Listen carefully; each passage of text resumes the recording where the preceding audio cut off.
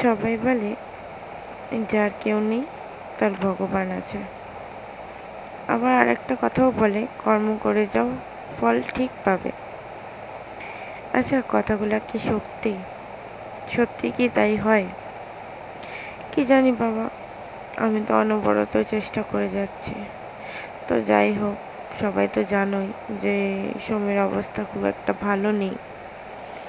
তো আমি ওদিন আগের দিন যখন ডাক্তারকে দেখিয়েছিলাম, আমার তো 2টা ডাক্তার দেখানো হয়ে গেছিলো। তো ডাক্তারকে দেখানোর পরে লাস্ট ডাক্তার আমাকে বলে দিয়েছিল হাসপাতালে ভর্তি করতে।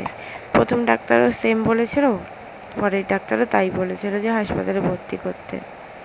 ওর জানো তো কিছুই ধরা পড়েনি, শুধু ইনফেকশন ধরা পড়ছে, blood infection. But blood infection, এদিকে আবার ডাক্তার বলছে ব্লাড ইনফেকশন এমনি এমনি হয় না, কোনো কিছুর থেকে ব্লাডে ধরা পড়ে।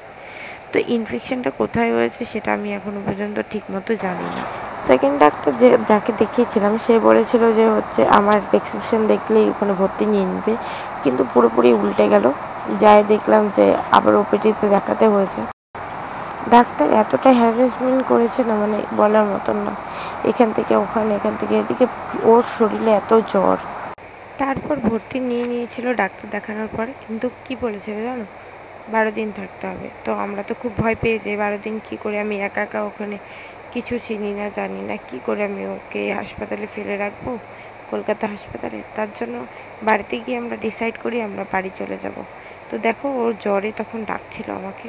দেখো এমনি সময় তো ভালোই, দেখলেই তো চুপচাপ বসেছিল, ভালোই ছিল। কিন্তু যখন জ্বরটা আসছিল না, ওর হাত পা বেঁকে যাচ্ছিল। আমি তো তখনই বেশি ভয় পাচ্ছি। ভয় পেলে তো চলবে না, লড়াই করে যেতে হবে। তো যাই হোক, এখন বলবা যে বরের জ্বর কিন্তু ভিডিও করে যাচ্ছে। ভিডিও করার একটা বড় রিজন আছে, তো রিজনটা আমি এখন বলবো না, পরে এক সময় একটা ভিডিওতে বলে দেবো টাইম হলে। সেই প্রথমেই আগে ওকে হাসপাতালে ভর্তি করে দিই। ভর্তি করার পর অনেকগুলো টেস্ট দিয়েছে। ডাক্তার বলেছে সব টেস্ট দেখবে, তারপর বলবে যে কী হয়েছে। দেখো এমনিতে আগের থেকেই তো কতগুলো টেস্ট করে রাখছিলাম, সেই টেস্টগুলো তো দেখলোই, সাথে আবার টেস্ট দিল এক্সট্রা করে। আর ওর অবস্থা শুধু জ্বরটা কমছিলই না, তাও জ্বরটা ওরকমই ছিল।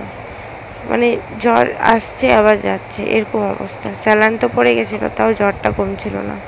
তারপর আমি আবার ওকে ওখানে রেখে আমি বাড়ি চলে আসলাম একটু ফ্রেশ হতে। ফ্রেশ হয়ে আবার এখন হাসপাতালে যাচ্ছিলাম।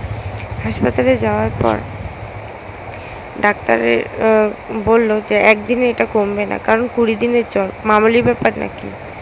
তো দেখি টেস্টটা করি, টেস্ট করার পরে তোমাদেরকে জানাবো যে ও কী হয়েছে। আমি এখনও পর্যন্ত জানি না ওর কী হয়েছে, শুধু জ্বরই আসছে, জ্বর কমছে না। আর জ্বর যখন থাকছে না তখন দেখো ও ঠিকই থাকছে, কিন্তু জ্বর যখন আসছে ও চোখ মুখ উল্টায় দিচ্ছে, বমি হচ্ছে। তো দেখি টেস্ট করার পর কী হয়।